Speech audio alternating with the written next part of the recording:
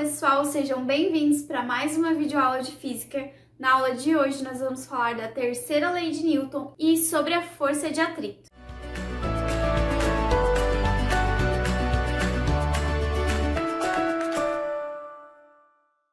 A terceira lei de Newton, ela também é conhecida como a lei da ação e reação.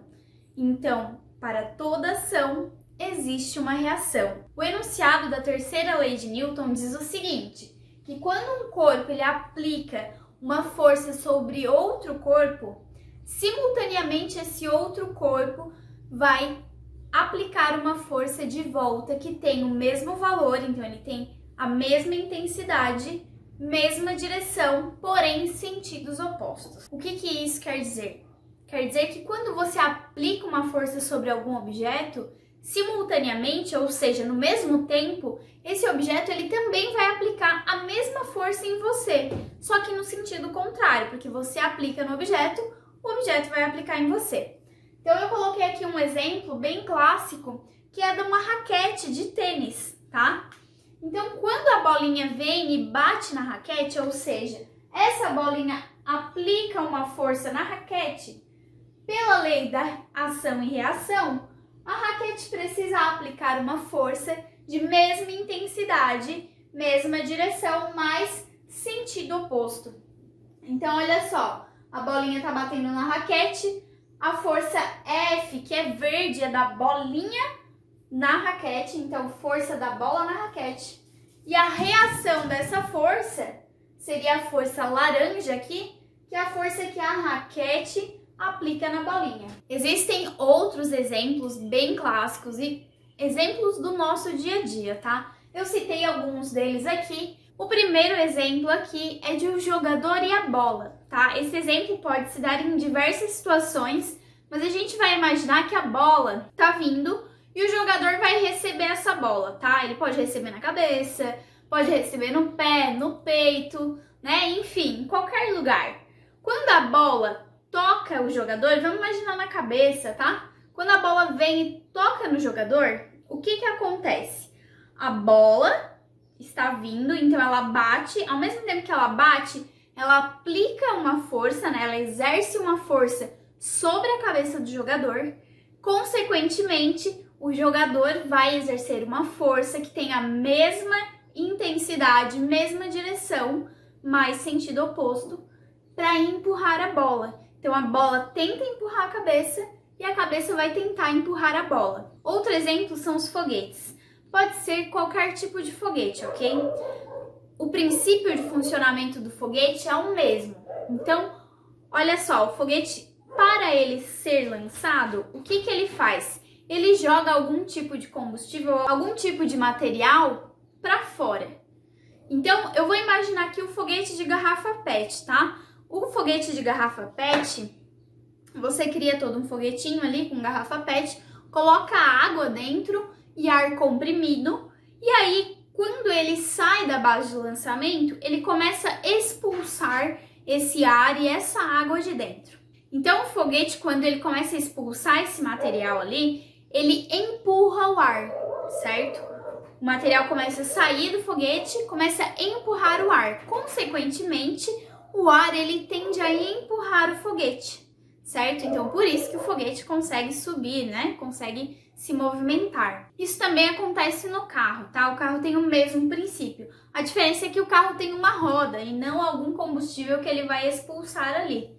Então, a roda, ela vai criar uma força de contato com uma superfície, certo? Então, a roda, ela vai empurrar o solo, vai empurrar essa superfície, e a superfície vai empurrar a roda de volta. Quando você caminha, você também está sofrendo essa ação e reação, certo? Quando você está ali caminhando, o seu pé, ele empurra o solo, empurra o chão para baixo e para trás. Consequentemente, o que o solo vai fazer? Vai empurrar o pé, só que num sentido contrário. Então, se o pé está empurrando para trás, o solo vai empurrar para frente, por isso que você consegue caminhar, certo? Ele consegue fazer esse movimento de empurrar o solo e o solo te empurrar de volta. Então essa é a ideia, que para toda ação tem uma reação, que vai ter a mesma direção, o mesmo módulo, que quer dizer a mesma intensidade, mas vão ter sentidos opostos. Um exemplo bem clássico seria de empurrar a parede. Coloquei aqui para vocês, ó, né? Uma mocinha ali empurrando a parede. O que acontece com as forças envolvidas ali? Quando você empurra a parede, então você aplica uma força aqui, você está empurrando a parede, certo? Você está aplicando uma força na parede. Qual vai ser a reação da parede? Vai ser te empurrar de volta, né? Então a gente vai ter uma força de mesma intensidade, ou seja, tem o mesmo valor, tem a mesma direção, mas o sentido é oposto. Então, o que acontece? Eu tenho a força para cá, que é a força da parede na pessoa, e eu tenho aquela força para lá, que é a força que eu fiz na parede, certo? Então, eu empurro a parede vai me empurrar de volta com a mesma intensidade, o mesmo valor, mesma direção, mas em sentido oposto, certo? Sentidos, um para lá e um para cá. Mas a grande pergunta é o seguinte: essas duas forças aqui, elas se anulam? A força ação e a força reação, elas se anulam? Lembra que a gente viu nas aulas passadas de primeira e segunda lei? Se você não assistiu, eu vou deixar o link aqui na descrição. A gente falou sobre as forças, sobre força resultante em um corpo. E a gente falou sobre soma de forças ou subtração de forças. Então aqui, pessoal, tem que tomar muito cuidado. Por quê? Porque essas forças aqui, elas não vão se anular. Elas têm o mesmo valor? Tem. Só que elas não estão no mesmo corpo, certo? Se elas estivessem no mesmo corpo, ok, elas se anulariam porque elas têm o mesmo valor. Mas elas estão em corpos diferentes. Uma força, que é a força laranja, está na mão da pessoa. E a força que está em roxo está na parede. Estão em objetos diferentes, então elas não podem se anular, ok? Isso é algo que sempre cai em perguntinhas conceituais e que pega muita gente, então tomem muito cuidado.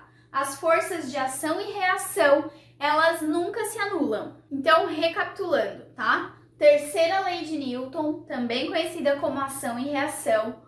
O que quer dizer? Quer dizer que para toda ação há uma reação. Como é que vai ser essa ação e reação? Elas têm mesmo módulo, têm mesma direção, mas são em sentidos opostos. Essas forças sempre acontecem de pares, então se eu aplico uma força, sempre vai ter uma força de reação. Elas estão em corpos diferentes, por isso elas não podem se anular. Eu vou sair aqui da frente do quadro, se você quiser tirar print, quiser pausar para copiar, e aí a gente já vai para o próximo tópico, que é a força de atrito.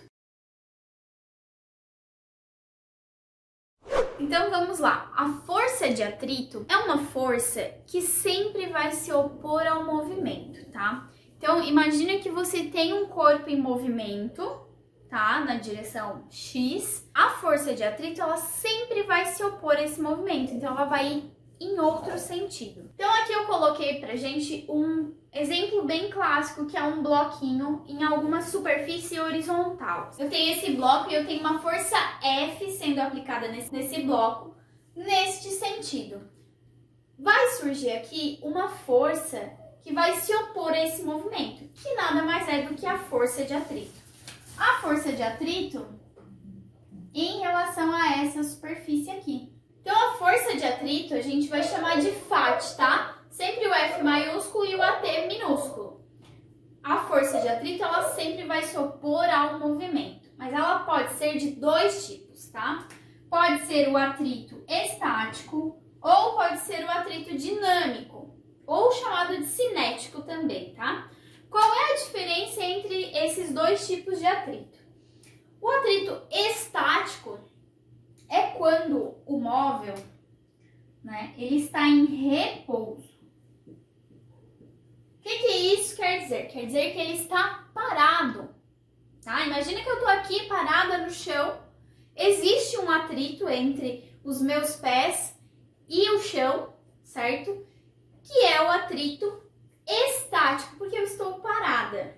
Agora imagina que que um objeto está em movimento. Então, a gente tem o chamado atrito dinâmico ou atrito cinético. Então, aqui ele já vai estar em movimento. Essa é a principal diferença entre os dois. Mas a gente vai perceber que os dois atritos, estático e dinâmico, eles têm uma diferença quando a gente vai calcular eles. Para calcular essa força de atrito, a gente precisa de duas coisas. Uma é saber qual é a relação entre essas superfícies, entre esses materiais, que é o que a gente vai chamar de coeficiente de atrito, e a gente também vai precisar da relação da força normal. Essa é a equação que a gente vai usar para calcular a força de atrito quando for necessária. Então, essa letrinha aqui é o Mi, certo? É uma letra grega, parece um U com uma perninha. O coeficiente de atrito, ele vai depender justamente das superfícies que vão estar em contato. Então, geralmente esses valores são tabelados ou você precisa calcular justamente isso, tá? Eu vou colocar aqui uma tabela para vocês verem os coeficientes de atrito de alguns materiais. Então, aqui nessa tabela tem da borracha sobre o concreto, do aço sobre o aço sobre o aço com lubrificação, a madeira com madeira, madeira com neve, enfim, tem N tipos de superfície e N combinações, tá? O que eu quero que vocês percebam bastante nessa tabela é o seguinte: os valores de coeficiente de atrito estático e os valores de coeficiente de atrito cinético, que nesse caso é o dinâmico. Os valores são bem diferentes. Então percebam o seguinte: os valores de atrito estático são sempre maiores do que os de atrito dinâmico ou cinético. Por que isso acontece? Porque é muito mais fácil você continuar um movimento que já está acontecendo do que começar um movimento, tá? Então, quando está parado, o atrito estático é muito maior, certo? Porque é mais difícil colocar esse objeto em movimento. Outra coisa que define o coeficiente de atrito é como o material é, se ele é mais rugoso ou se ele é mais liso, tá? Alguns exemplos bem simples por exemplo, imagina o chão da sua casa, tá? Ou imagina um piso, um porcelanato, ele é extremamente liso, certo? Então, para você arrastar alguém ali, né, arrastar algum móvel, é fácil, não é difícil. Agora imagina arrastar esse mesmo móvel no asfalto, por exemplo. A rugosidade do asfalto é bem maior, certo? Mesmo que você olhe e ache que a superfície é lisa, se você aproximar, você vai ver que ele é cheio de rugosidade. E isso faz com que o atrito ali, o coeficiente de atrito nessa superfície, seja bem maior. Isso também acontece, por exemplo, imagina que você tem o chão da sua casa, ele tá seco. Você não escorrega, né? Você vai caminhar ali no chão, você não escorrega, você consegue caminhar normal. Agora coloca sabão, coloca água aí. O que vai acontecer? Você vai ter muito mais dificuldade de caminhar, não é mesmo? Você vai acabar escorregando muito mais do que antes. E por que isso acontece?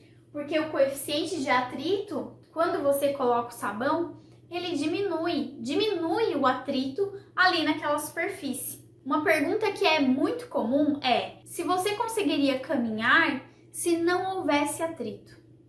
Imagina um mundo onde não tem atrito. Você conseguiria caminhar? Não, né, gente? Não conseguiria. Por quê? Porque quando você caminha, você faz aquele movimento de caminhar, o seu pé empurra o chão de volta. E aí, o que faz você ir para frente? O chão te empurrar, certo? Só que se o chão for extremamente liso, ou seja, ele estiver com um coeficiente de atrito muito baixo, ele não vai te empurrar com uma força suficiente, né? Você vai acabar escorregando, ele não vai conseguir segurar o seu pé. Então, você não conseguiria caminhar.